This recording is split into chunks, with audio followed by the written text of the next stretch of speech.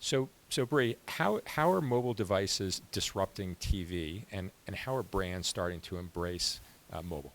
I would argue that mobile devices are actually, in some ways, enhancing TV viewing. I think when you talk about a second screen experience, you have potentially a much more immersive, certainly a much more social experience. From a brand perspective, there's a huge amount more data and more ways to engage that aren't necessarily disruptive. I think also when you talk about this space, you have to talk about the unbundling of content and data.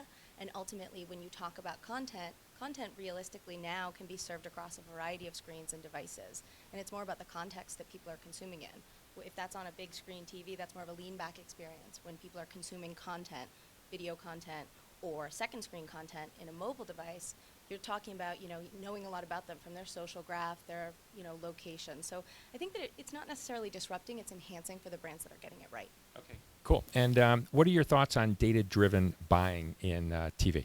I mean, I think data-driven buying in TV is what everyone's talking about and what we absolutely should be talking about. I think that, our old language and metrics for trading regarding demos and GRPs are kind of becoming defunct pretty rapidly. I think that obviously there is a little bit of a technology hurdle and there's a legacy model and a lot of players in the place. But I think that from a brand perspective and from a client perspective, I know that we at agencies, it's our responsibility to talk to clients about how they can be more addressable, about new buying methods, whether that's programmatic or whether that's just leveraging data to inform, our programming choices. Are there any key challenges with leveraging data for ad buying? Yes, definitely. There's quite a Many? few. Many.